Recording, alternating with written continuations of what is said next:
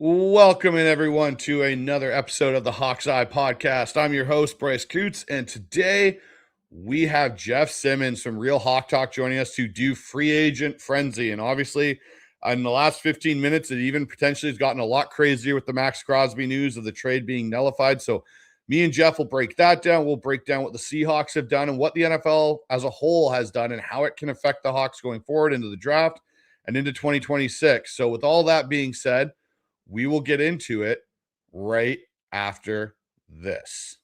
That's all we do, baby. It's our time.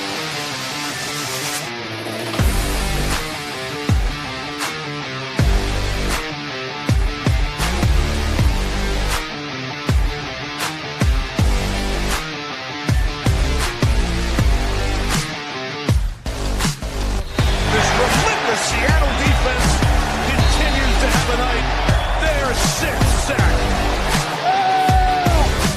First and 10 at the Seattle 44. Here comes the Blitz. May. Kennedy tries to throw. Ball comes out. Going the other way with it. Turning up the field. It's Schneider through.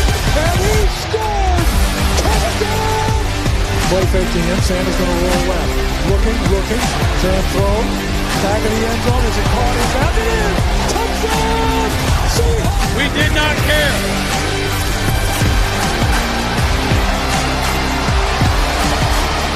It's about us. It's always been about us and what we do. And now we're going to the Super Bowl.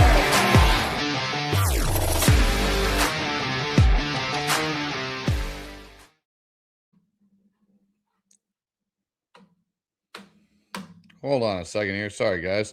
Little bit of technical difficulties. There he is. Oh, still got technical difficulties. My mouse is acting up here, Jeff. Sorry about that. There we go. All right, we've got guest Jeff Simmons joining the show, my fellow Canadian Seahawk fan. Jeff, how you doing, man? Oh man, it's been a crazy last couple of days, man. I think I've set records for screen time in the last 24 hours. And just when I thought, okay, like maybe I can get a little bit back to real life, we get a bomb dropped on us right before our show. And now it's just like, okay, now I'm going to be on my phone for another 3 days. This is insane. So obviously anyone that's new and hasn't seen what's been going on, Max Crosby's trade to the Baltimore Ravens has been axed. Baltimore has gone back on the trade. They have deemed Crosby with a failed medical due to his knee. So Crosby theoretically is back on the trade block potentially, and he is now back in Vegas as a member of the Raiders.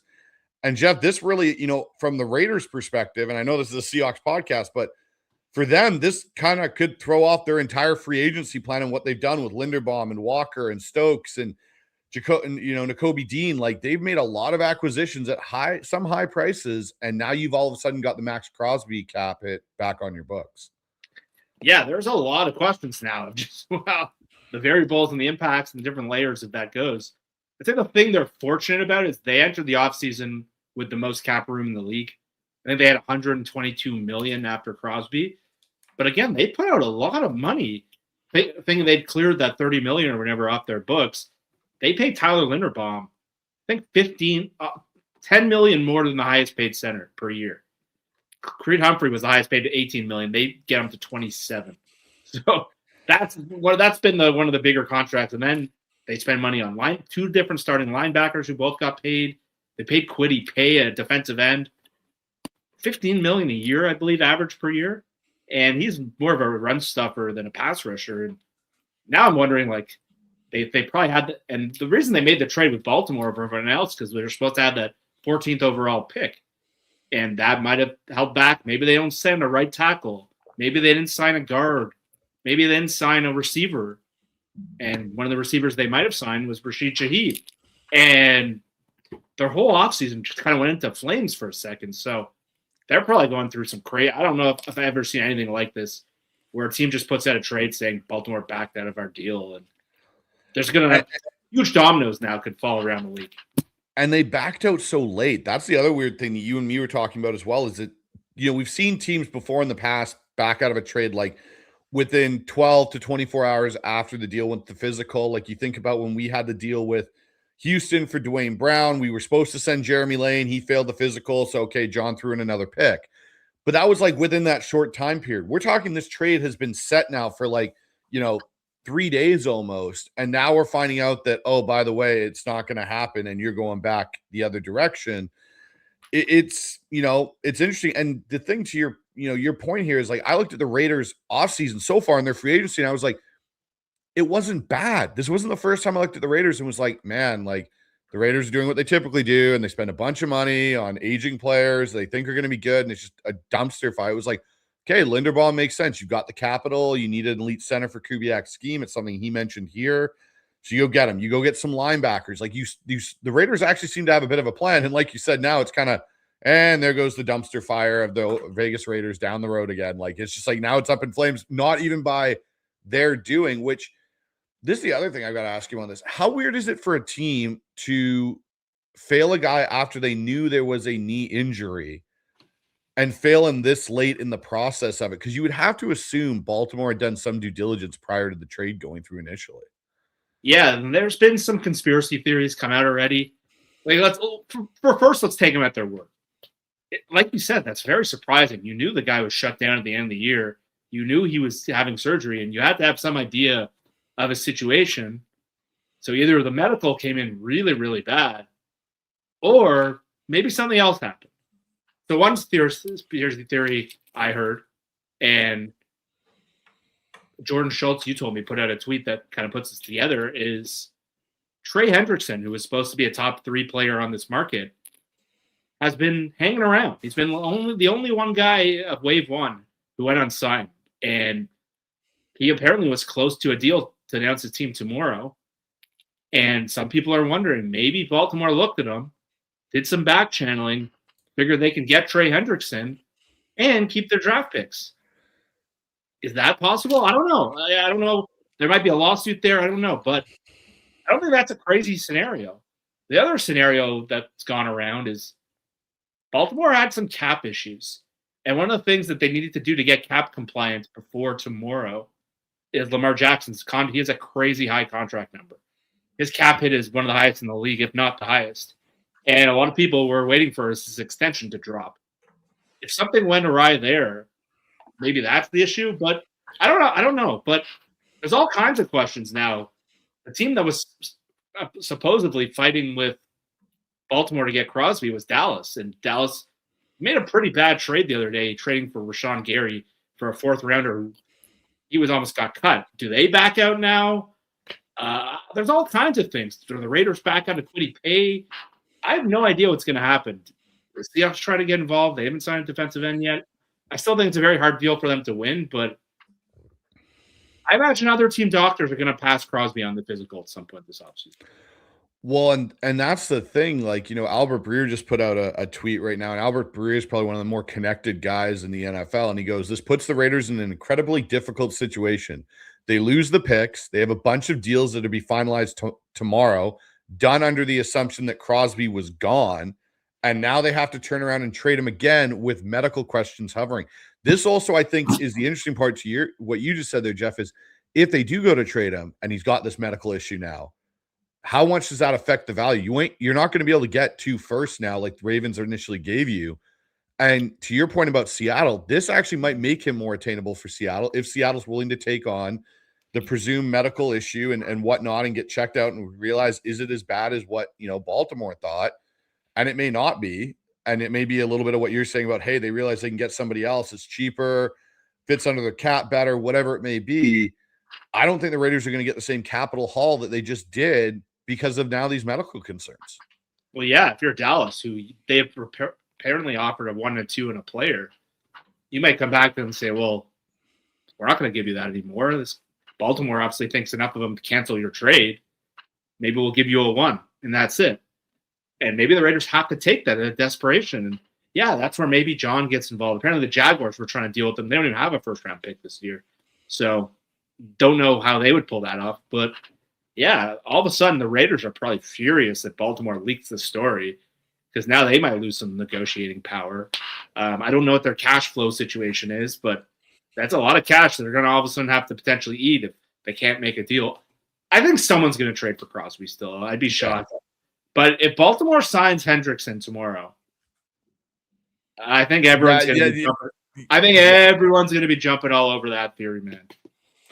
That's going to be the interesting part of this is if Hendrickson becomes a Raven tomorrow at some point, I think there's going to be a whole bunch of stuff going on in the background of like, hey, like, was this really legit? Or did you guys try and get out of your situation doing this? And now it's screwed the Raiders. And like, I'm just obviously on Twitter right now, just seeing all the upcoming news and all the memes coming out now are Aaron Rodgers running out of the tunnel as a Jet. And they're tagging it with Crosby's time with the Ravens. And I'm like, that's pretty good meme. That's pretty good. But Jeff, let's discuss a little bit about what our Seahawks did. Obviously, this offseason here in free agency. And one part here is they did some re-signing of their own. They got Josh Jobe back. They were able to get Rashid Shaheed back, which I think a lot of us were kind of under the assumption Rashid Shaheed wasn't going to be back in Seattle because I think there were a few of us that thought he was going to end up potentially in Vegas or somewhere else. What did you make of what Seattle did in signing both those two players back? And then also who they let now leave the facility and get out there to other teams? So I went into this little free agent period expecting them to lose 5 of their 6 guys going in, their starters. And a combination of things. I know John pays his top of the market guys, and then that's it. This whole tier, John tends to be very stuck on his valuations. And then you add it into historically when a team wins the Super Bowl, they're secondary level players. That doesn't mean players who play in the secondary. I mean, you have your primary starters, and then that next level, the secondary. Those are the guys who tend to be picked apart. Like even the 2013 Seahawks, they lost Browner, Thurmond, Golden Tate, Breno Giacomini. Like there's a Super Bowl tax that happens. The Eagles last year lost a ton of guys, Milton Williams and all kinds of guys. They were not nearly the same team. Josh Sweat left. Those are the kind of guys that typically leave when you win the Super Bowl. Even the Ravens back in the day when they won with Flacco, they didn't make the playoffs the next year because they lost so many guys. And so I was expecting them when I started looking at the individual markets to lose 5 of 6. But the one I thought would sign and the one I didn't think would sign was Shaheed and Kobe Bryant. And Jobe, I had heard just from a couple people that he was the most likely to sign. I think Brady Henderson put that out as well. I think when he did his like Peter King 5 things yesterday. But Jobe signing was not a surprise to me. I think the price they got him at was really good. Jacksonville signed a comparable player, Monteric Brown, to $11 million like before the market started yesterday. And then a couple other guys like D. Alford, who's been in the league for years, signs like at the same range. So I figured, okay, Jobe's going to get over $10 million. You can stomach that cost. You've developed him. See him come in at 8 was a nice number. But Shaheed, I did not. This is what I got totally. I think most people got wrong. When he came out with that tweet the other day, Schefter put it out from his agent saying they're hitting the market, and then Schneider kind of laughed. It's like, we've known that for weeks now. It seemed all indications that Shaheed was going to have a huge market. Like you saw today, Romeo Doubs made $20 million a year. And I figured, okay, Shaheed's going to fall in that range. Once Buffalo traded for DJ Moore and Vegas signed Jalen Naylor from the Vikings, I was doing a stream yesterday with Brian from my show, and I said, maybe they can find a middle ground. But like in the back of my mind, like, there's no way. And then I ended up making dinner, and I have all the texts saying Shaheed in all capitals, and I was pretty shocked. So some people hate the number they signed him at. I actually think it's totally fine. And I was surprised that they got it done. It just seemed like every indication. It's one of those things I imagined that they were probably expecting him to leave. The market kind of got back away from him, and they probably found a market they could stomach. And that's what happens in free agency. Like they probably were expecting to sign Kobe Bryant, and Kobe got paid. Like, Kobe got more than Cam Curl, who I thought would kind of set that market. Kobe did really well. He ended up in a good spot, but I think the Seahawks are smart to probably put a line in the sand with him. And Mike McDonald historically has done very well safety position. We saw what happened when Geno Stone left Baltimore, leaving Mike, where he had like 9 interceptions that one year, and then got to the point where he was kind of a cuttable player in Cincinnati. So overall, not surprised at all. Like Riq Woolen leaving, like I would have said 100% he's leaving. The contract he got shocked me, and not in a good way. Yeah. William Mafe, I've been pumping this train for weeks now. that Boye is going to get paid. And like people from my show were like, he had 2 sacks last year. He's their 4th rusher. I'm like, you don't understand. Like when teams win the Super Bowl, people are always trying to replicate players from their team. And Boye is young enough. He does really well in like the spreadsheets and the pass rush win rates. I'm like, and then I saw Jalen Phillips make $30 million yesterday. And I'm like, I put out a tweet yesterday, Boye is the next man up. And literally like a couple hours later, he got $20 million a year. So I had him at 15. So I was still way off. Because I saw Brady put out a tweet yesterday morning being like, maybe I'll get 10 million. And I was like, oh, no, he's going to get a lot more than that. He doubled that.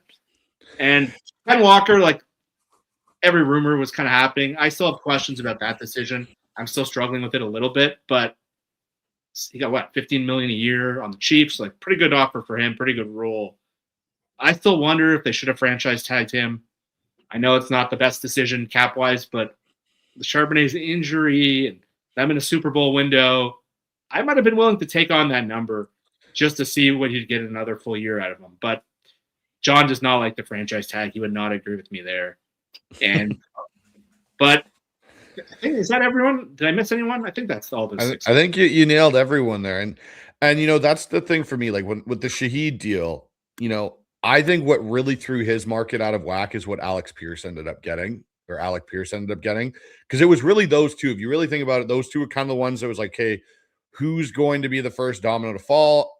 I think Alec Pierce got way overpaid, in my personal opinion. I think he's like grossly overpaid. And I'm like, okay, like, does that push down Shaheed's, you know, market? And then the Raiders, who I assumed were going to be the real bidder for him, go out and get Naylor. And I was like, okay, so this is, you know, they paid, what was it, 30 or something, 35 million for Naylor. And I'm like, okay, so maybe they're not in the market like we thought. And I think not to say something hurt Shaheed, but what I think for Shaheed, when teams started really breaking down, they went, yes, he's great special teams value.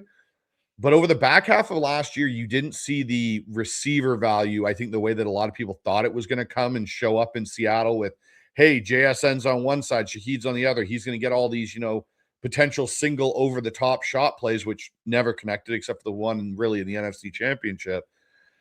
I think it's to your point, like they went out and tested the market. And when John made his comment on his show about, well, Shaheed's been out testing the market already since, you know, basically the combine, and I kind of went, okay, John's making that comment that leads me to believe maybe there's something going on in the background potentially. I was of the same thought of you though, Jeff, that I thought Kobe Bryant was going to stay like after the Instagram posts and all. I was like, oh, like Kobe's going to be a Seahawk. Like it's kind of coming down the wagon here. He's going to be the Seahawk. And then, yeah, he got paid. And I love Kobe Bryant. I think the move to safety for him was awesome. And I love what he did, but I would not have been comfortable if Seattle had signed him to that number. I would have been like, this is where we're getting into what we did before after the Super Bowl. And I think that's the kind of the cool thing this time around for John is he has that opportunity to learn from those mistakes with a young team that's in a Super Bowl window. Okay, the way we did it last time, we paid all these guys and it completely, utterly went down the tube in the wrong direction for us. And he's kind of got almost what you don't get a lot of the time, which is a chance to redo it in a different light. And I think what we're seeing too with John is he has that some of the decisions maybe in the past weren't necessarily really John's decisions. And he's got an opportunity now to fix that maybe. So interesting you said that. So I was at the combine for the first time ever, which was, by the way, one of the cooler things I've been to. And I know you were at the Senior Bowl. That must have been really cool as well. But we were walking around the combine floor, and Schneider did a press conference the day before in front of everyone. I got to be at the podium. And at the end of his press conference, he sees the guy. He goes, "Hey, Brian," and runs over and gives him a hug. And I don't know if you know the draft guy, Brian Broaddus from Dallas. Yep. So I'm like, well, that was weird. I've never seen Schneider ever hug him. He hates doing media. He talks about it all the time. So we're walking around, like the edge rushers are talking, and it was like the third group of edge rushers. And I see that Brian Broaddus guy, and I'm like, Brian, let's go like do an interview with him. And this was like me being a producer. And Brian was like, who is that? I'm like, it's the guy John hugged yesterday. Like, maybe he'll talk to us. And he's like, I don't know how you remembered that, but whatever. So we talked to him thinking like, who knows? And it was John's first boss in Green Bay. John Schneider was his intern. And he was part of the Ron Wolf. And so one of the things, so we're interviewing him, and we're getting incredible stories on Schneider. But one of the things he said, to your point, he goes, I used to talk to Schneider a couple of years ago and be like, I don't understand the players you're trading for or you're drafting. He's like, it's not you. Like these are such risky guys. He's like, I just get the guy my coach wants. And it says a lot. And I was on the side doing this interview and I'm like, ooh, light bulb off. It was like, that's kind of who Schneider is. And I think the big turning point of the Seahawks organization, and John Boyle wrote a story on this last year, Mike McDonald went down to the Senior Bowl, and a lot of coaches don't do that.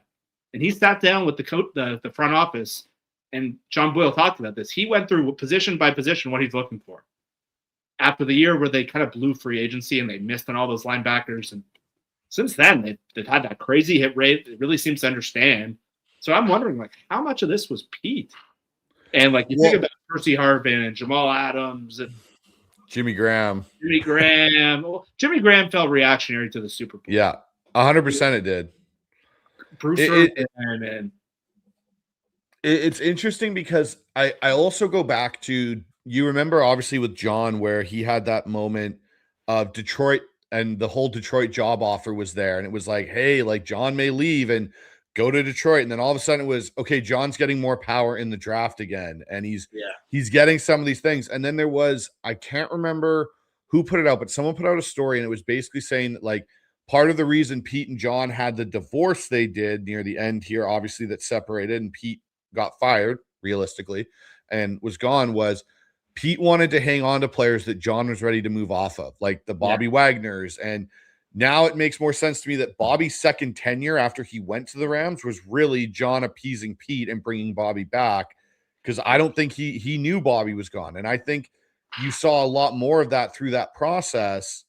And I think, you know, that's what's so interesting about this is when Pete came out and he had the college background at that point and knew these guys because he had recruited him, it was great. And Pete deserves a lot of credit, I think, with John for a lot of the guys they picked, the Cam Chancellors, Richard Shermans, and so on.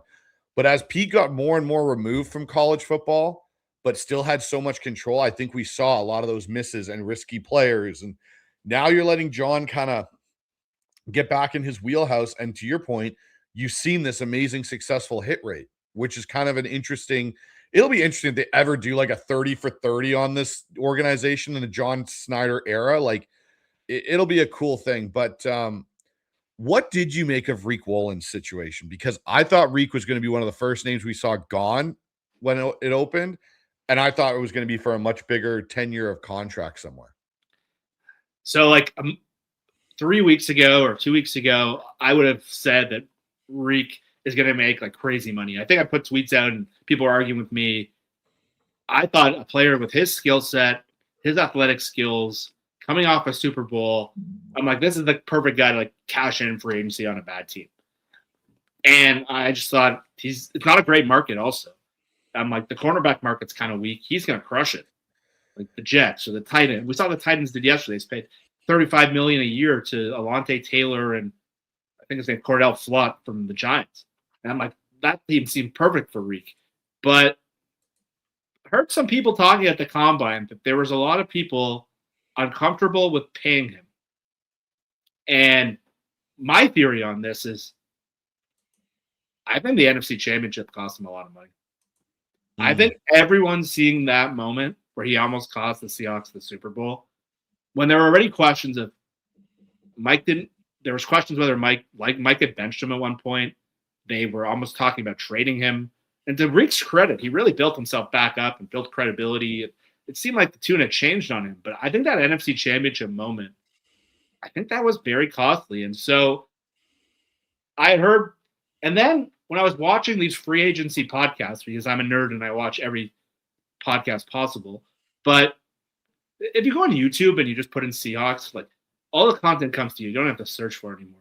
But I watched a lot of these free agency previews because I love free agency. And I watched Daniel Jeremiah, who's like not a risky comment guy. Like he's pretty by the book. And I heard Greg Rosenthal, again, who does that like top 100 list for NFL.com. They had Riq really low. And I was kind of surprised. I was like, they had Riq 40th overall. And Jeremiah came out and said, I'd be uncomfortable paying that man. And like, you know, those two guys, they're as connected as anyone. And so all of a sudden my head started turning. And then yesterday, when his market the weirdest thing is like Jeremy Fowler put out that huge article on Sunday, just like with all these free agent names, and you just hear all these names and rumors. And I put out a tweet like, it's kind of weird. You haven't heard Riq's name once. Again, you heard Boye's name all day. Like there were 7 teams interested in Boye. You heard Shahid's name being linked to the Bills. And I was like, where's Riq Woolen? And so you put that all together. I just started to wonder if people were nervous about giving him the bag, whatever that is. And it's not to do with his play. I know his play's been up and down. I think seeing everyone saw that Rams game where he took that insane penalty and then give up the touchdown. For a guy who's got kind of a checkered history, I think people have questions about him off the field. And I think the fact that he got a 1-year deal in this market, I know people are going to use it to rip the Seahawks, or they're going to use it to maybe say he really wanted to play for the Eagles. I don't think he had a lot of offers out there. No, and I think that's the interesting thing is, I've seen some people say, well, like at that price, why didn't Seattle just bring him back? And it's like, with what they're going to be paying Job, and then obviously what they're going to pay Witherspoon, because it sounds like from what Brady Henderson's been putting out there is that JSN and Spoon are likely to have contract negotiations start this summer on new deals. I don't know if you want that guy. And this is how I felt ever since Mike McDonald showed up and the benching started last year, and we're benching him because he's out partying, and I never felt that Riq fully fit Mike McDonald's style of team and the way Mike runs his ship. And he, I think, did an amazing job this year of handling that and correcting it, because the year, again, didn't start great. We're talking about that San Francisco game, and I was ready to just cut him at that point. Yeah. Exactly. And then you go through the entire deadline where there's rumors he's going to be a part of a trade package, and, Mike Garafolo's putting it out there and so on. I think this was maybe the best outcome. He gets to go to a good defense. He gets to potentially play on a 1-year deal, make more money, and then reset his market next year in, a potential decent market for corners where it, again, should favor his skill set being what he is. Now, here's the question. You paid Josh Jobe. Do you think Seattle still hunts free agency for a potential another corner to add depth, or do you think that comes through the draft? My gut is the draft. And here's some insight. I was at the Combine, and I was with Brian, who does our show, and Brian had to go home a day early. So it was just me doing the whole cornerback day. And this just worked out great for me because Brian sent me a list. I want you talking to all these guys. And I was going to talk to these guys anyway. Every of the top corner had told me that you saw these tweets. You were doing a nice job of retweeting. Every corner I talked to in the range the Seahawks are drafting had met with the Seahawks. To me, that says something. I think they like this corner class, and frankly, for all the criticism of this draft, the corner depth around 30 to 60 is really strong, and a lot of it's outside corners too. So when I heard every single one tell me they had met with the Seahawks, I'm like, they like this corner class. Like you said before, they're not going to pay 3 corners in one offseason. It's just not realistic. And so I think, I don't know if it's 32. I don't know if they trade back from 32 or 64, but there's a corner that's going to fall in that range. So I think they're going to draft the corner with one of those slots. It's really funny because when I was at Senior Bowl and I'm sitting there and I'm going, okay, what groups here really kind of speak to the Seahawks needs potentially? It's not a high talent in the top first round. You're going to get maybe 10 really true first round grade players. And then everyone else is really second. Everyone's kind of in my opinion, going to be bumped up around because of the way this draft class is. And so I'm sitting there and I'm looking at the corners, and Hood was there and Chris Johnson was there. And I'm like, that guy's a Seahawk. That guy's a Seahawk. And I'm sitting there and I'm going yeah. And this guy, and there was 4 or 5 guys. I'm sitting there and I'm going yep, that guy I could see in Seattle. I could see that guy with a first or second round pick.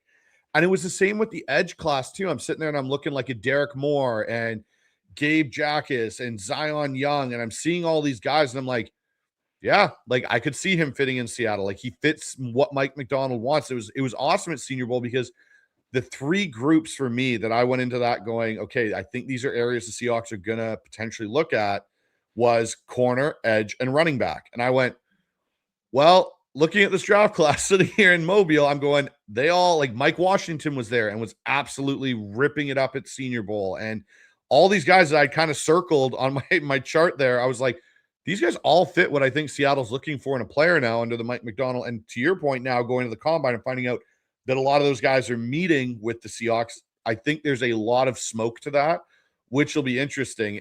The one corner I could see potentially in free agency, if he's cut, that I could see Seattle adding, and it probably wouldn't be at a big deal, would be Marlon Humphrey. If he's cut from Baltimore. It's funny you say that because, yeah, there's a lot of buzz about that. But now if they're not taking on Crosby's money, do they? Maybe they keep him. Do they keep? Because literally that was one of the questions I had after the Crosby trade. I'm like, they're pretty tight in the cap. Like, are they going to be able to keep Humphrey, who was he went to the Seahawks parade. It seemed like he was like waving up a sign, being like, "Come get me," like Earl Thomas. Exactly. But that's kind of how I felt. And look, you're going to pay Witherspoon, and Trent McDuffie just got $30 million a year. I think Witherspoon, it's a very easy contract to do, I'm guessing at this point. They just paid Joe $8 million a year.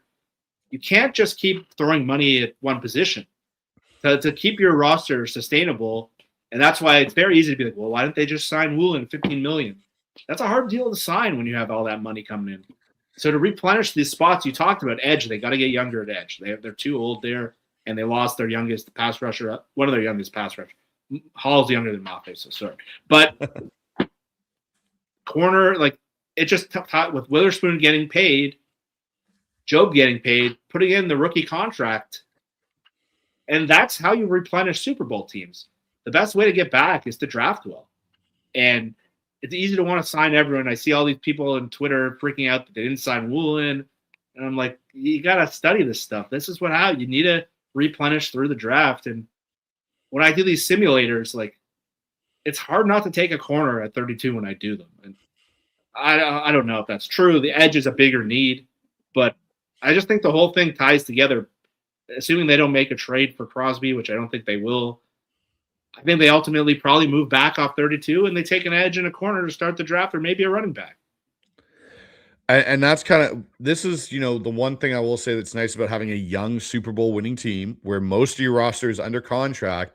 You don't necessarily have a lot of holes that are like, hey, we have to fill this. Like, and I think that to an extent is where the LOB era got into a little bit of trouble, was they started to get older at the rate where their window was kind of in the middle. Like when they won in 2013 and went back in 2014, guys started to age after that, right? Like Earl and Cam and Richard, and you started to see the D-line situation get to a point where, hey, we're losing Cliff Averill, Michael Bennett slowing down. We don't have – the needs got way bigger for that group than this team at this point. Like, you're right.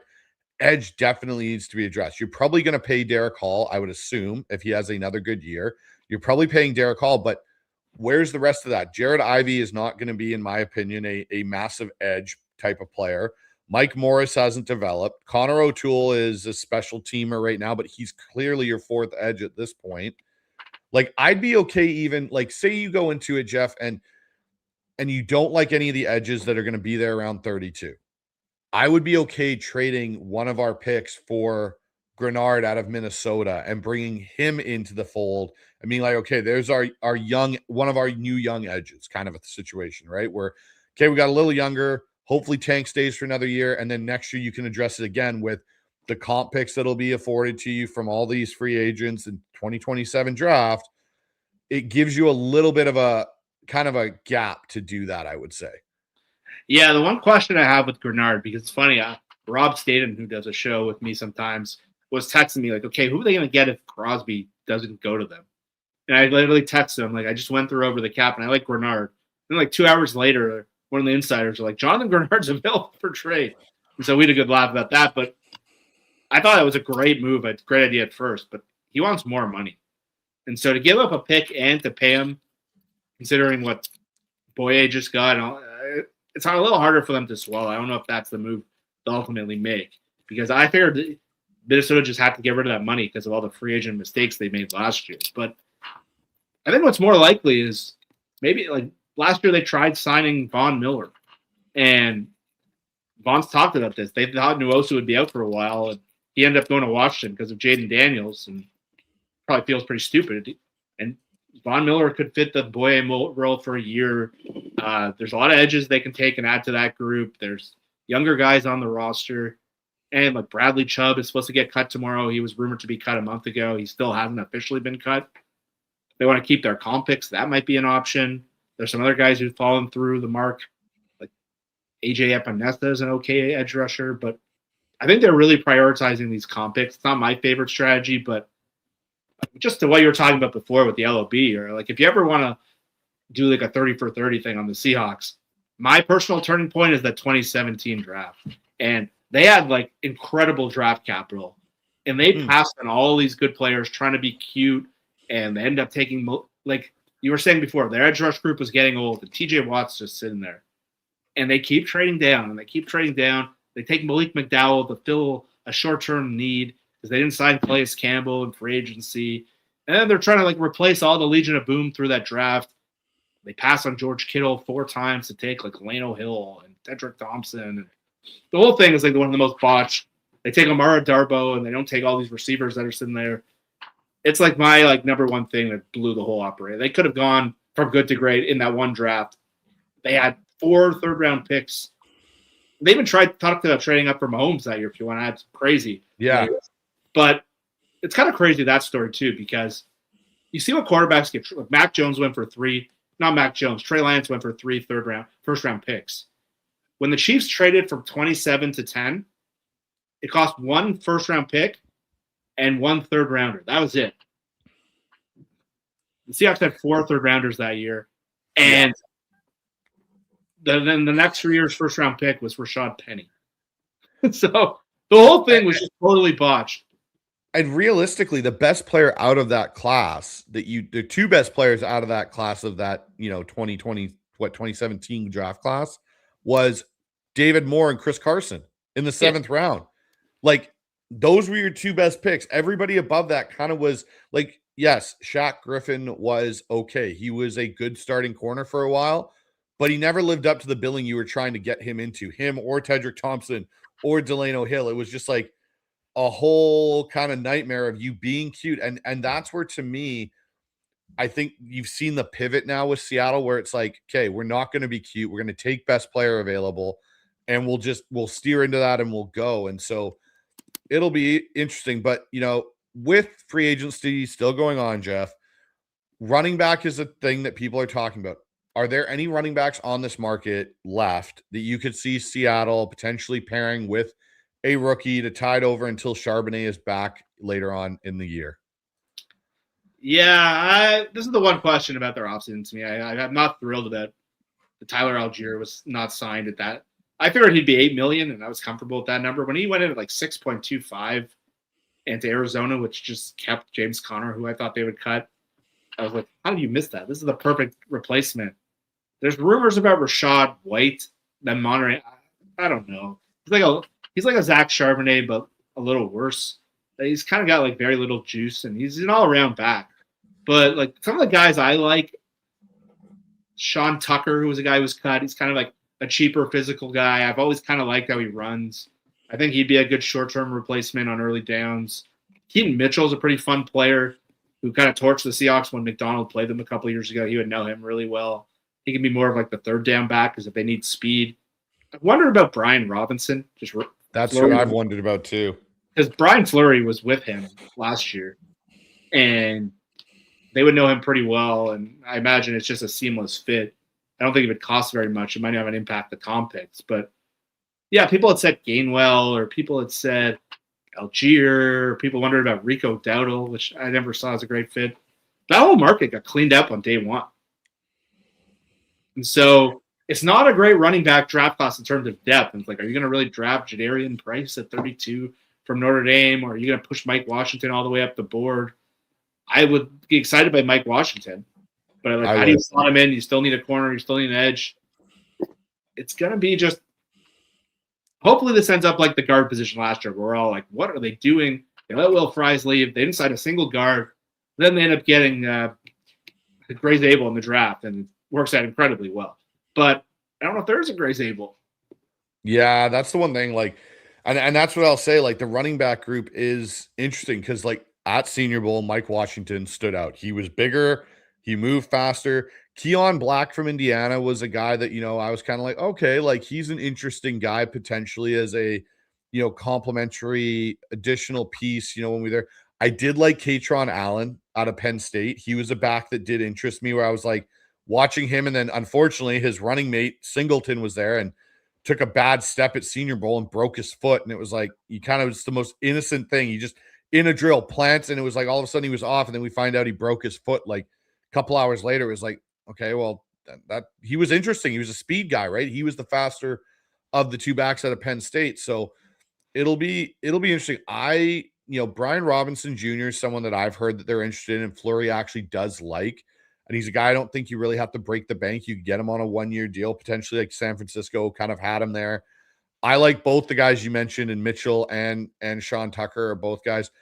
White to me, like I like some of his game, but then at the same time, I'm sitting there and I'm going like, when Charbonnet's healthy, what are you going to do? You're not going to play both of them and let, you're going to have the same back duplicate. You're not going to, have anything that's extra. And that was what was nice about Ken Walker is when he was in, he added a little bit something extra. And even the backs they're bringing back, obviously Cam Akers got brought back on a futures deal and Jones got brought back on a futures deal.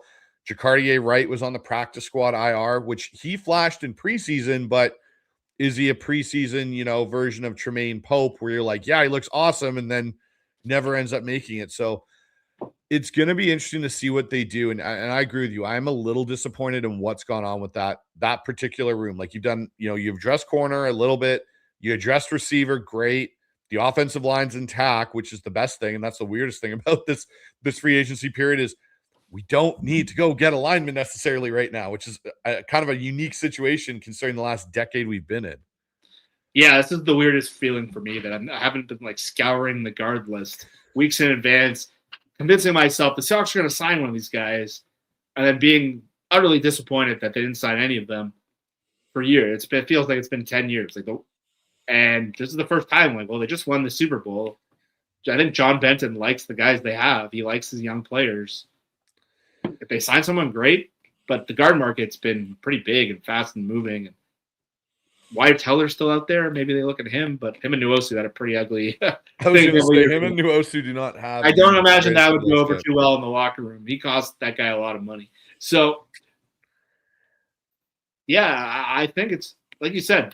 I'm in the same boat as you. Like, if you want to, I see a lot of people freaking out about Riq.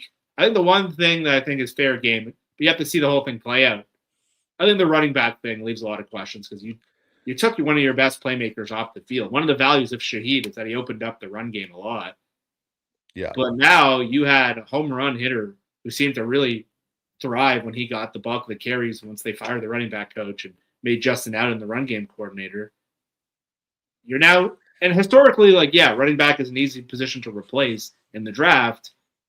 But you saw what's happened in Kansas City over the last couple of years where their talent went dry and they can't run the ball. And you've seen more value. Like the Eagles got Saquon Barkley, and you saw what that did to them versus just the run-of-the-mill running backs they've had. And so it's a huge talent deficit they're going to have a running back. And to think they're going to go into this draft with an RB2 at best starting, I don't think any of those other guys on the roster are starting running backs for what's supposed to be a championship-level team.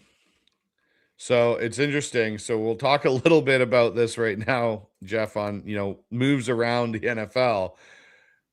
Tom Parasella came out and basically kind of, I guess, subtweeted what he had heard from another GM or a bunch of GMs and league officials saying that there are a lot of people that are calling bullshit right now on Baltimore with this failed physical. Like the league itself as a whole is now really starting to call bullshit on Baltimore, which could make this really interesting if the NFL league as a whole has to step in. Yeah, I don't think there's anything they could do. It's just one of those things, it's like the unwritten rules. You don't do this thing, but technically they can do it. The league they can fail a guy in a physical, and the league you're at, it seemed like it was especially if they come out and sign Hendrickson tomorrow. Yeah. I think there's going to be a lot of upset people because, the ripples around the league are I saw Diana Russino while we were talking put out a tweet saying now the Cowboys aren't in on Crosby. Yeah. And so, if you're Schneider, you're like, well, We might have an opportunity here. So this is what I would ask you. I had heard through some sources that, I had been talking to that there was a rumbling of what a potential offer from Seattle was their 32nd, their third rounder, and Nwosu. So that made sense to me because Nwosu is a very easy contract to trade. Yep. And if you're the Raiders trying to establish a culture, he is just a great player to have around. He's tough, he's smart. I think he'd be pretty pissed off that he got traded. So I don't know how that would go, but Clinton would know him really well. They didn't get a lot of other Seattle coaches over there on the defensive side, but it's if you're taking on Crosby's contract, you probably got to cut Nwosu anyway. So the Raiders, I don't know how that would work after they paid Quiddy pay, but that would make sense. But I think it might even be less.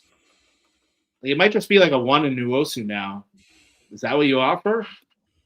I think that's what you could. Like, you're not going to get the first two round picks or 2 first round picks again, just for the simple fact that what you can't with the whole medical history and what you may be, assuming in that. Like, I'll say this: how hilarious would it be if John Schneider is able to go in and pull this off, have this work out like Drew Brees did for the New Orleans Saints, where Miami failed Drew Brees' shoulder.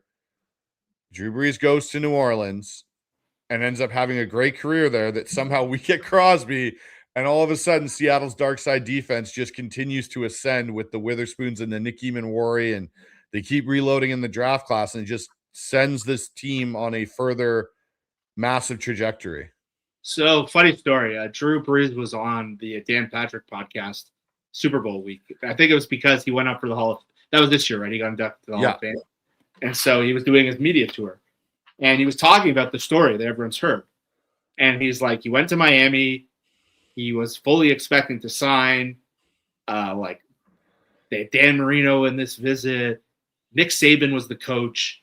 Like, he was all excited about Nick Saban. He felt like they had just turned the corner. They put him through this, like, rigorous physical. And he was coming off the torn labrum. And they told him he had a 25% chance to play again. And he thought they'd still sign him. And Saban's like, I have to go with the doctors here. Like, I feel like shit about it. So then he goes to New Orleans. And Sean's just like Sean Payton and those guys were putting on the full court press. And I think Patrick was like, well, did you have to take the physical? He's like, they didn't decide to test me. So it just shows you you can make anything you want happen in this situation. He said their machines weren't quite working the same way. So it seemed like in the States at that time, they had Hurricane Katrina. They were like a morbid franchise. Like they had to do everything they could to get. So if the doctors ended up being wrong. Drew Brees ended up having like a whole Hall of Fame career after that. And so, look, he said it was the luckiest thing that's ever happened to him. But look, if the Seahawks can swoop in and get Max Crosby, but I imagine he's going to be pretty pissed off at this point. Like, I can't imagine what it's like to be him right now. Flying there today, your whole life has changed. And then someone had to make that phone call, like, we're pulling the deal. So it sounds like there's another deal that may drop in the next day or two here, and that's Kyler Murray is apparently deciding between the Vikings and the Pittsburgh Steelers. Oh, wow. I didn't hear that. So that's an interesting one if he's choosing, because what I'd heard last is that Rodgers was probably coming back to Pittsburgh. That was kind of the most recent rumblings, was that he was potentially coming back. That's interesting if you put Kyler in Pittsburgh with what they did with Michael Pittman, DK's there. It's an interesting situation with Mike McCarthy there too, as an offensive-minded guy. That could be an interesting situation. Yeah, so if I had not considered that. I was fully under the impression that the Minnesota thing was wrapped up because Geno Smith's gone elsewhere. All the other Tua's gone elsewhere.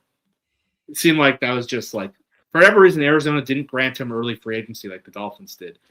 And they're waiting till tomorrow. And I don't know if that's bad blood or whatever, but yeah, Pittsburgh's interesting because stylistically, he's a way better fit with what they have in Pittsburgh. And because when you think of Kevin O'Connell and that offense, the Shanahan and McVay, it's a big middle of the field offense, accuracy, not a lot of guys who throw on the run. Like they tried the Trey Lance thing, that worked out so bad. And like you think of Kirk Cousins and Darnold and the bigger quarterbacks who are just Purdy, who are just dead accurate in the middle of the field. Kyler's kind of like Russ in that sense. Obviously not as extreme as Russ. But Kyler's not a good middle of the field passer. Him and Marvin Harrison were such a bad fit because that's kind of where he wins. And Pittsburgh with DK, who's also a horrible middle of the field receiver, who's purely a vertical player. It makes it interesting, right? Like, you know, even when you look at last year, I'm jumping at Kyler Murray. I don't want him. 100%. Yeah. Like he brings you a little bit, he gives you some mobility, which you haven't really had there since Big Ben was there. In a lot of ways, you had Justin Fields, but Kyler's a different type of mobility. So that would be an interesting one for sure to see if that, you know, I still think he potentially ends up in Minnesota.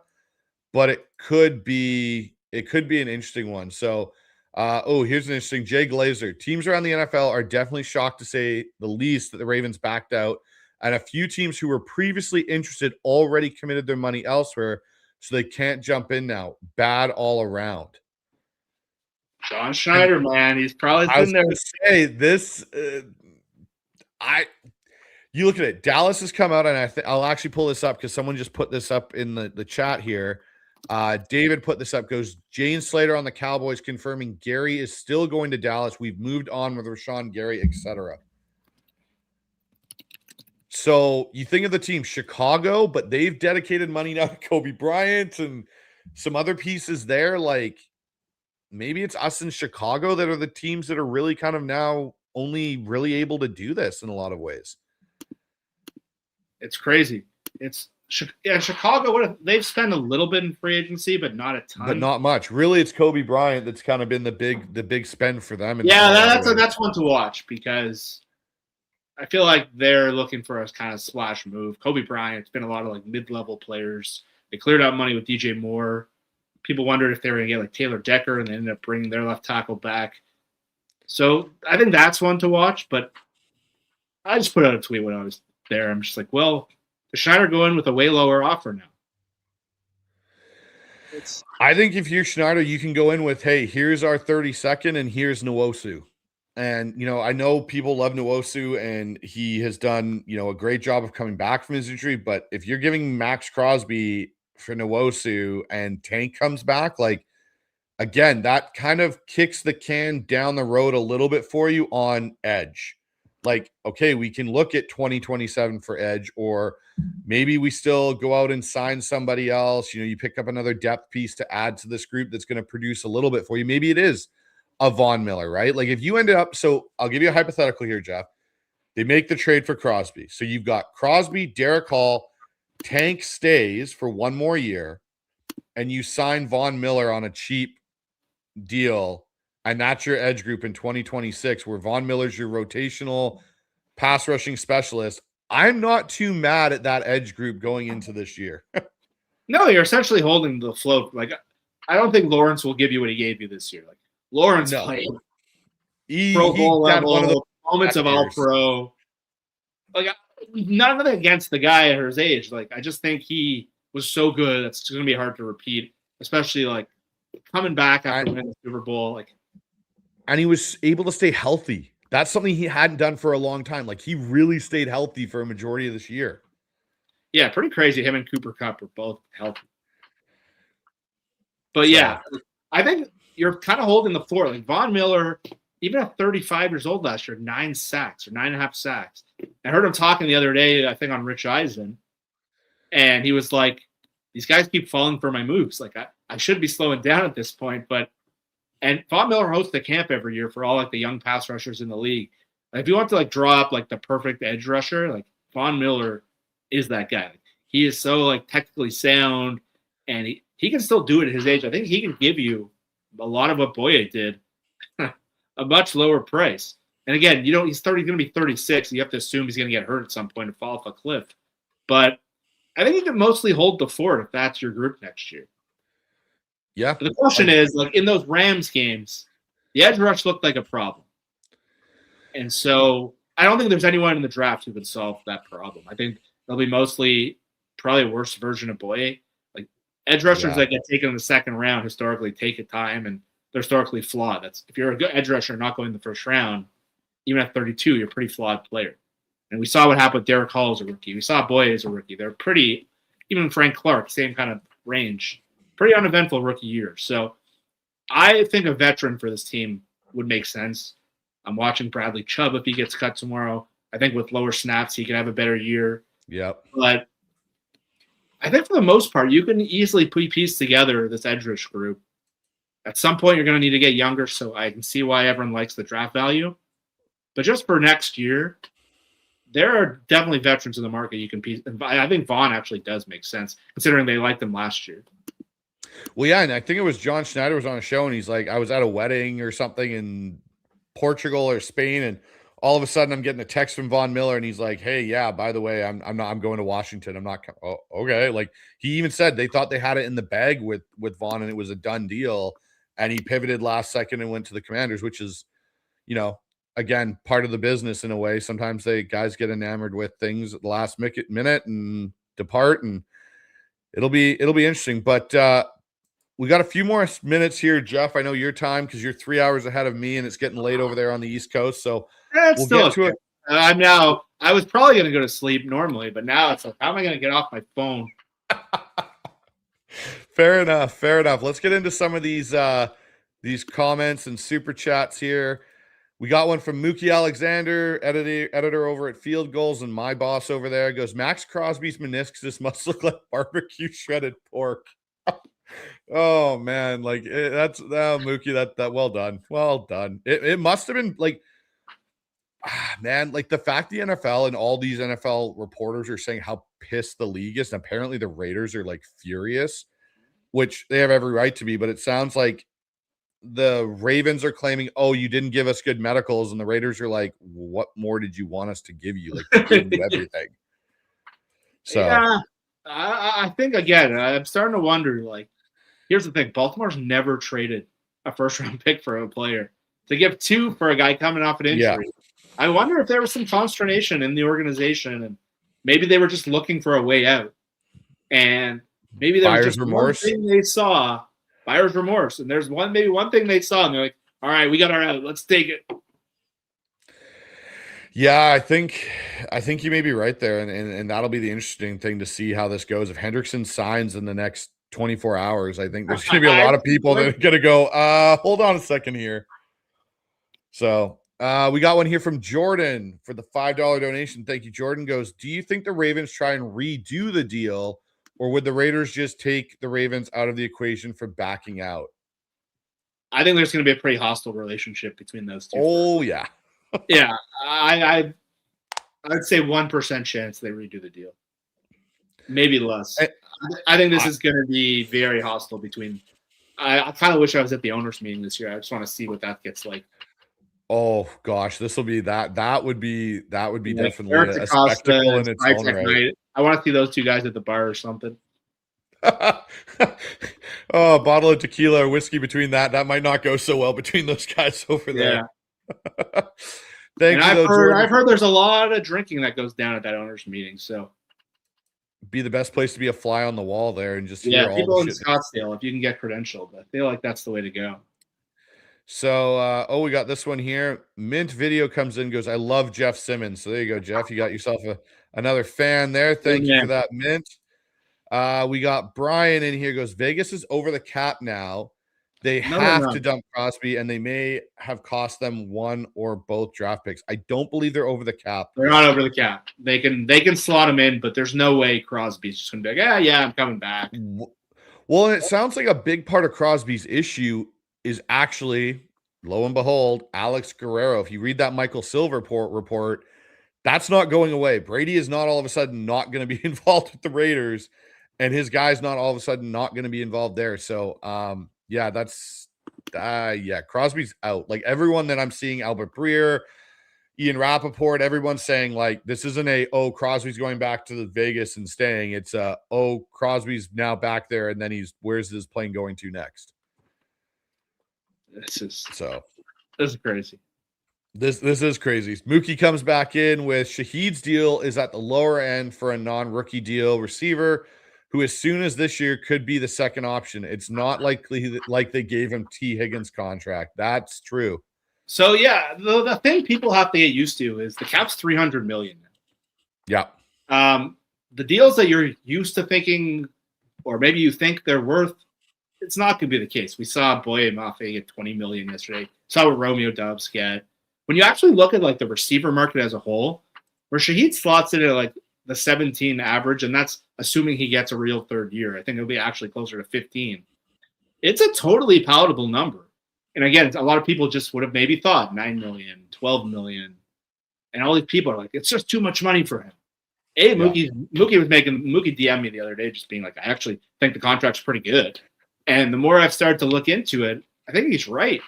And I only care about contract value too much when it precludes you from doing other things. Right. Paying an extra $3 million to get Shaheed locked up, like that's not going to prevent you. You weren't going to sign Walker with that extra money as much as people have tried to make it the Shaheed versus Walker. That's a fair argument, but it doesn't seem like they were ever planning on doing that. So it didn't preclude anything. That's what free agents cost. And like Mookie said, it's not like you gave him what Alec Pierce got. It's probably $2-3 million, $4 million more. And it's like, you look who's on the market. One of the arguments against that people were arguing against me when I said we should franchise Walker. They're like, you can get a valuable player for $12 million. Like that's what DeMarcus Lawrence was last year. Ernest Jones. Who on the market right now would you give $12 million to? Yeah. What running back would you give $12 million to? You're really getting that upset over $3 million. It's like Mookie said, it's dead on. The more I thought about it, it's like, that's the cost of a free agent now. I thought Shane would make more. I thought he'd make. I did too. Yeah, I thought he'd make closer to 20. So I thought people are his focusing deal, too much on principled numbers in their heads. I thought his deal, Jeff, was probably going to come in maybe at 3 or 4 years. And I kind of had reserved myself in my head. I was like, okay, it's going to be like 70 million, something like that, where I was like, okay, like, yeah, he's going to get overpaid a bit, or, you know, maybe even 80 million. And it's going to be like, okay, it's this guaranteed and there's these incentives to it. Him coming in at 3 years, 51 million, and you're going, okay, 34 of it's guaranteed. But the thing with Shaheed, I think that's really interesting is Cup's probably not on this team in 2027. His contract's not going to be on this team, right? I don't see it happening. So no, you now have you have the nucleus now of JSN, Rashid Shaheed, and Torrey Horton if he can stay healthy. That's a very good 3 receivers with 2 really good tight ends in AJ Barner and Elijah Arroyo. Like all of a sudden it's like, okay, we get this running back room figured out. And oh, by the way, 4 of our, 5 offensive line positions are essentially kind of set for the next 2 years with Sundell, Zabel, Cross, and Lucas. Really, Bradford's the guy playing on the 1-year deal where you're potentially looking at getting a replacement maybe in the draft, or, maybe it's in-house and a guy like Cable do or Richmond or something. Yeah, that's the thing. Like everyone's like, how are they going to make all this money at receiver work? So Albert Breer kind of wonder about that. Like it's a lot to put in. If you look at the over the cap or the contract numbers, it's very obvious Cup is not going to be there next year, especially now that they've paid Shaheed. Some people were surprised they brought him back for this year. And again, Cooper Kupp at 17 million cap hit, probably not the best value. He brings a little more intangible than he does. He was great in the playoffs, though. But I think the way it works is the year 1 cap hit's pretty stomachable. It's $9.5 million. And then when it jumps up the next year, which the cap's probably going to rise again, you see all this money going around, you pull Cup out of there, it's a very easy number. So, again, really, when they have all this cap room in a market that's not particularly good, and they have probably the least money they're going to spend on a draft class in a number of years, it's a very easy situation to stomach. And so, again, it's 1 year. Cup's going to come off. It perfectly ties together. I think they were just opportunistic, and it kind of works. Yep, I think it does.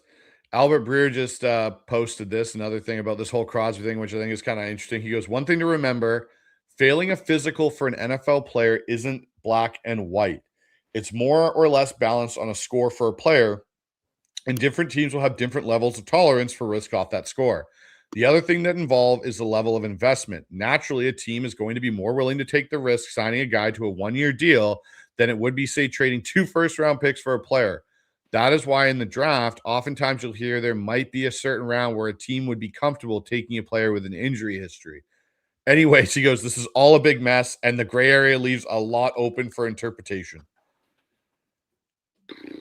Yeah, well, we just talked about the Drew Brees story. Like, that's like there's a prime example of it. One organization put him through a rigorous physical. The other one looked the other way and was like, no, we're good. You're going to go sling the ball and be a Hall of Fame level quarterback for us and win us a Super Bowl. Yeah, we're going to take that risk. Yeah, we're going to take that risk. Like, yeah, we'll probably take the risk on Crosby. I like the thing for me too with the Crosby situation, Jeff, is it's a guy like Leonard Williams. It's a guy that, John has tried to acquire, like Marshawn, multiple times. That's where, for me, I could see this being a situation where Seattle swoops in and goes, hey, here's our first round pick. You still get another one in this draft. Yes, it's 32, but you still get it. And we'll give you an edge player that can help set your culture. You going to say no to us over the guy that's angry and doesn't really want to be there anymore? Like, come on now. So we got another donation here from Dalton, $5. He goes, what's up, Bryce? Thanks for your hard work. And who's going to be our running back one? Well, Dalton, that's the $1 million question, I think, at this point for the Seattle Seahawks. For Jeff, if you had to put money on it, who's going to be running back one for Seattle week one, taking the ball? Who would you put your money on? Mike Washington. Yeah, I kind of would too. I kind of have the same thought there. It might be Mike Washington. I'll reserve it to draft pick. Pick will be the guy getting the ball. A number of guys. But I see a lot of people being like, well, on the chat saying, why didn't they sign Walker? Or, the Shaheed move cost them Walker. We're talking about them acquiring Max Crosby still. We don't think it's going to happen, but they have the money to still acquire Max Crosby. So they could have got Walker if they wanted. They could have signed Shaheed and Walker and made it work. The thing that John Schneider does, and you can use this, it's not a money thing. Schneider has a valuation of running backs. And one of the things Brian Broadus said to us is that kid would pick a running back every pick if he could. Schneider played running back growing up. It's his pet position. So and look, I'm sure Schneider's kind of heard all this Hall of Fame talk, and he's probably pretty confident in his scouting acumen right now. And the easiest position historically to get is running back. If they wanted to sign Walker, that deal is done. They could easily have Walker and Shaheed. Yep. No, I agree with you. It's one of those things where I look at Walker. I tend to lean with you a little bit, Jeff, on you could have franchise tagged him and lived for one more year. It would have given you, again, the thing for me is if we're talking about Charbonnet being healthy, I'm okay with letting Walker go. Not that I'm not okay with it. I'm okay with what obviously he got given was way out of Seattle's price range. But for a year when you're kind of in this weird state of Kenny McIntosh, who was supposed to be your third running back, is also coming off an ACL injury, right? And the two guys that are coming off ACL injuries were not known for their speed. That wasn't what Kenny McIntosh's game was coming out of Georgia. It was like, yeah, he's a bit of a slasher and a thumper back, and Charbonnet's a thumper back. It was like, okay, so George Halani is not going to step into the Ken Walker shoes and all of a sudden be this explosive runner. That's just not his forte. So it'll be interesting. But Dalton, thank you for the donation. Mookie's got another one here. He goes, I think Riq's lack of market is way more about locker room and discipline issues than an on-field performance. Pete actually benched Riq more harshly in that Eagles game than Mike did versus the Vikings in 2024. This is where I wonder. Everyone, look, on one hand, he ended up in a great situation in Philadelphia. Yep. He's playing with Quinion Mitchell and Vic Fangio's defense. But I don't know how well you guys have followed the Eagles over the years. They have the most insane media corps, New York level. And their fans, if you think Seattle fans are 1 out of 10 in terms of Eagles fans are 9 to 10 out of 10 in terms of crazy and harshness. How quickly they turn on someone. And even guys who have been great for them. You screw up with some of the brain farts that Woolen's had off the field. Even we saw the NFC Championship, we saw the San Francisco game.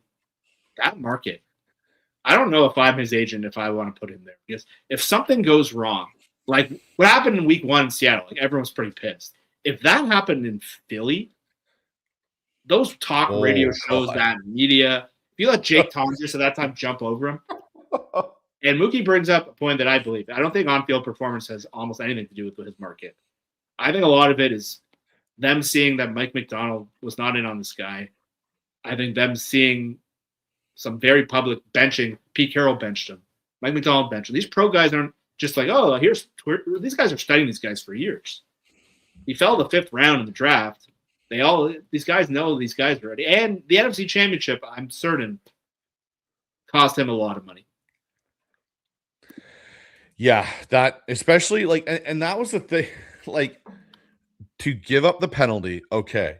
Don't get burned for a touchdown on the next play. Like that's something you cannot do as a defensive back is you're going to talk shit and then you're going to get burned all of 30 seconds later by Puka Nacua down the sideline on on something you as a corner with your skill set should be one of the best in the NFL at defending, which is the long ball, because you're 6'4" and can run like the wind and jump.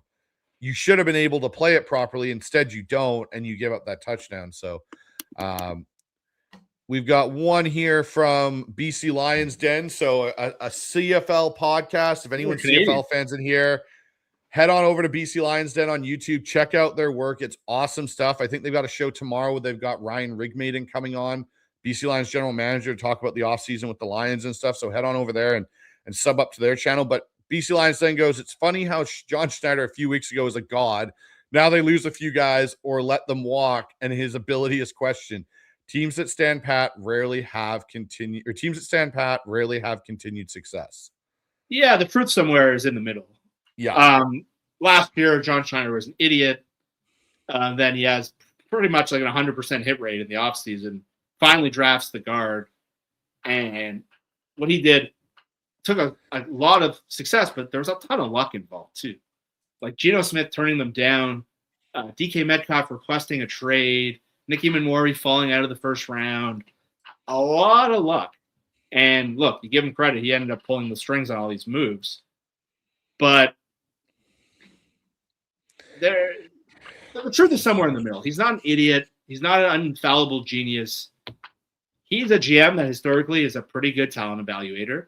He has some philosophies that I do not agree with. And he's a good general manager. He's very well respected in the sport. I think he's a very good talent evaluator. I think that's proven true over the years. He has some philosophies of free agency. He signs a lot of one-year deals. I don't think he signs some of the players I would sign historically. I would take some more flyers. I like what they did with Nwosu, for example, a few years ago. I wish they did more deals like that. But he won't sign a guy after he trades him, because he tried to do it years ago with Percy Harvin, and it caused a whole locker room disruption with Doug Baldwin and Golden Tate. And since then, he's like, I won't do that anymore. It's and probably cost him a lot of money on Shaheed, on guys like Leonard Williams, even though that ended up being one of the best contracts in the NFL at this point. He would get like $35 million on the open market. But yeah, we got to be honest. Like, he's not perfect. He's not a genius. He's a good general manager, and he's not an idiot. He's in the middle, and I think that's the key thing here is, like, he's coming off a Super Bowl win where, in my opinion, the team's a year ahead of schedule. Like, I thought this year was probably going to be the start of the Super Bowl window for the Seattle Seahawks team. I did not expect last year to happen the way that it did for them. And now he's got to kind of do this. Don't screw it up a second time. You've kind of been given the second chance to do it right, or have a better chance of doing it right than you did the first time. So don't screw it up again, because you think of how many GMs get an opportunity in such a similar situation to do it over and do it right in a lot of ways, right? We're talking about a situation where he's got another young ascending defense. He's got a young nucleus of players on offense even. You have a chance to do it right and not do it the way you did it in the past and make the same mistakes again. Like, here's a tip, John Schneider.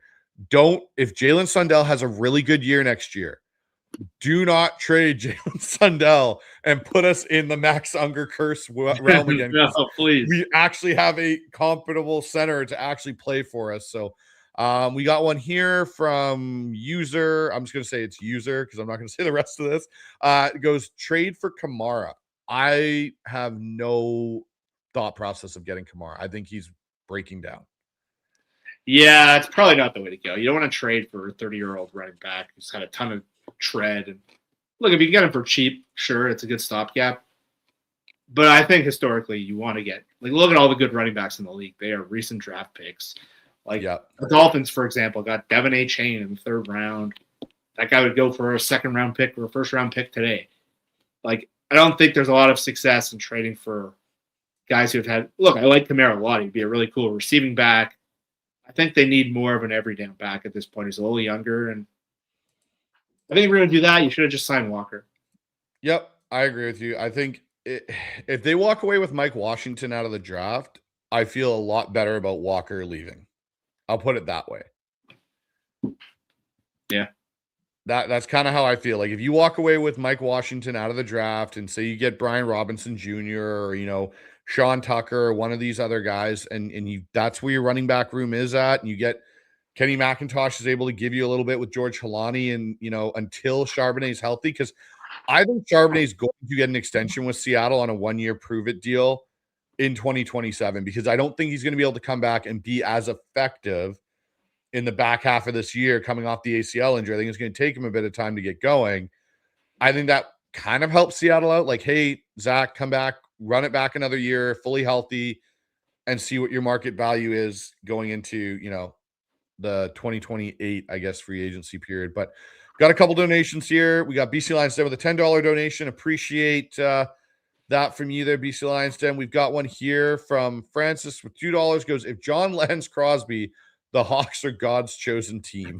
This is the craziest thing I've ever seen. Maybe it would be pretty crazy if that actually happened. And then we got one here from Troy for $2. Goes, let's talk Kenton Mitchell. I'd be good with it. I'd be good with Mitchell. I like his burst. I like what he adds. Yeah, I think because you lost Walker, who's an explosive running back. He's a big play threat that just isn't available in the market. All the names we're looking at in the market are kind of those RB2, kind of like Charbonnet types, and probably low-end Charbonnets, if we're being honest. Mitchell's got the explosiveness. Like, when Seattle played Baltimore years ago, and I think someone put out, it was one of the most important losses in franchise history. Yes. Mitchell was awesome that game. And that year he was really coming on. And he just has he has a speed, he has big play potential. He's just a smaller back, and he hasn't been able to be healthy. But there's very few guys who would left in the market, probably no one, who has that kind of explosive play. Like Rachaad White is the exact opposite of that. Yeah, and I'm looking at the list here of backs. I'm not touching Najee Harris, especially coming off an Achilles injury. There's no way.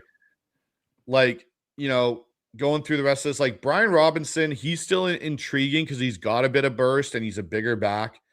Aaron Jones is another name where I'm like, no, I'm not touching Aaron Jones because he's, again, an older back.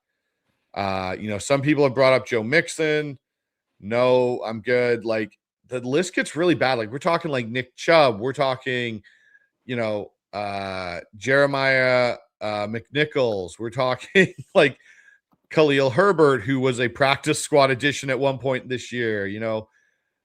It's not a great looking group out there at running back where you're like, when I'm looking at this list of like the top 15 and Rachaad White's there at number 9. I'm like, and I'm not a big Rachaad White guy. Like, I'm like, this is where I'd rather go with a Sean Tucker or, Kenton Mitchell, where I'm like, yeah, like, sure, give me that guy so I can go and see what he's got, and then let me add a draft pick to it, and Charbonnet comes back, and okay, our running back room's okay. The interesting factor in all of this, Jeff, as we talk about these running backs, is what is Brian Fleury's offense going to look like? Because I think it's going to be a little bit different than what we saw last year. It'll be similar, but different. Yeah, I think it's going to be a little more focused on the run game.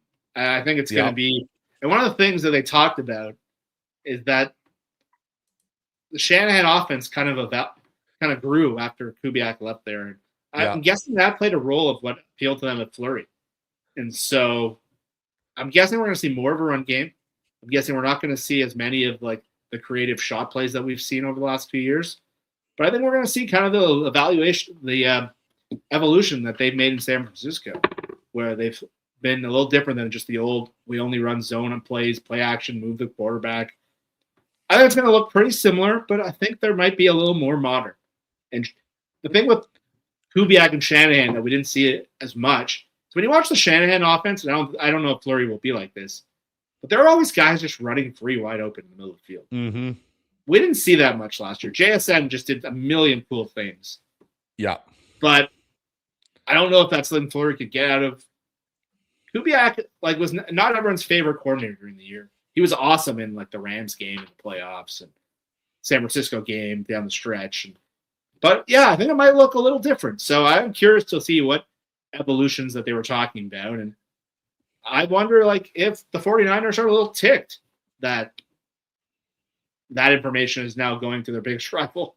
Yeah, exactly. The rival that just put on one of the biggest playoff beatdowns on them ever. And from what I had heard and people I talked to is Fleury's, as much as he's kind of this under the radar guy that we were all kind of oh, really?